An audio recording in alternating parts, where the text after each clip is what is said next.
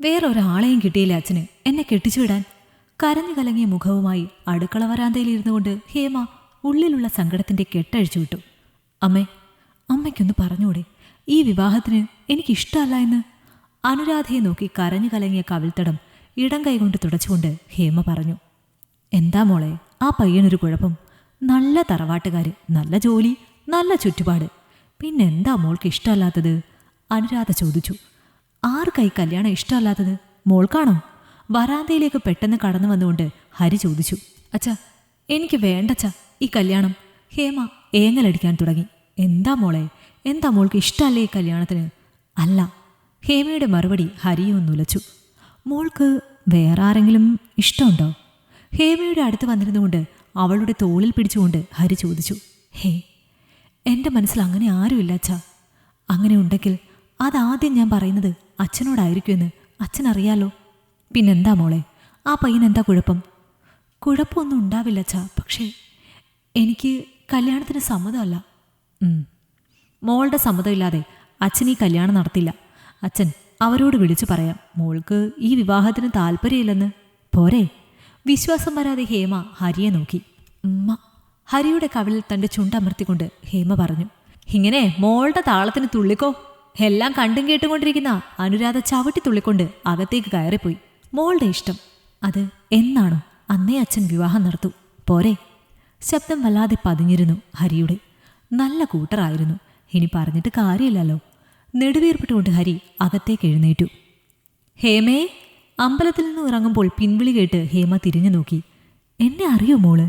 കയ്യിൽ പ്രസാദവും പിടിച്ചുകൊണ്ട് നടന്നു വരുന്ന സ്ത്രീയെ ഹേമ അടിമുടിയൊന്ന് നോക്കി. ഇല്ല. ഹേമ പതിയെ പറഞ്ഞു. പക്ഷേ എനിക്ക് മോളെ അറിയാട്ടോ.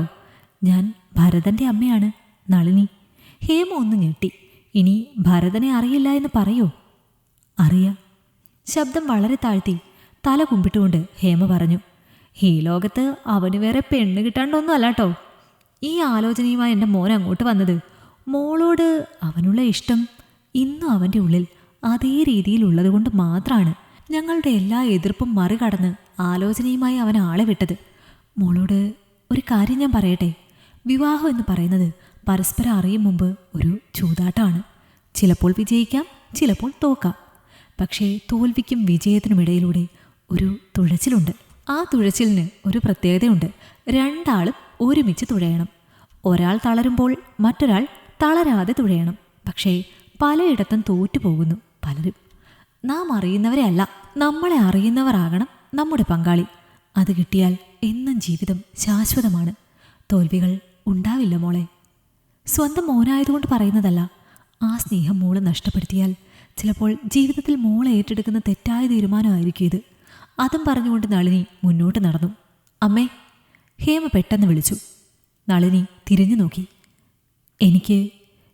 എനിക്കൊന്ന് ആലോചിക്കണം. ഹേമ പതിയെ പറഞ്ഞു. ആലോചിക്കും. പക്ഷേ സമയം തീരെ കുറവാണ് നമുക്ക് രണ്ടാൾക്കും. അത് ഓർത്താൽ നല്ലത്. അതും പറഞ്ഞ് നളിനി മുന്നോട്ട് നടന്നു. ഭരതേട്ടാ.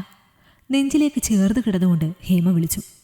ഇന്നേക്ക് 15 വർഷം അല്ലേ നമ്മൾ തമ്മിൽ ചേർന്നിട്ട്? ഭരതൻ മൂളി. ജീവിതത്തിലെടുത്ത തീരുമാനം തെറ്റിയിരുന്നില്ല എന്ന് ഓരോ നിമിഷവും തെളിയിച്ചു കൊണ്ടിരിക്കുന്നു.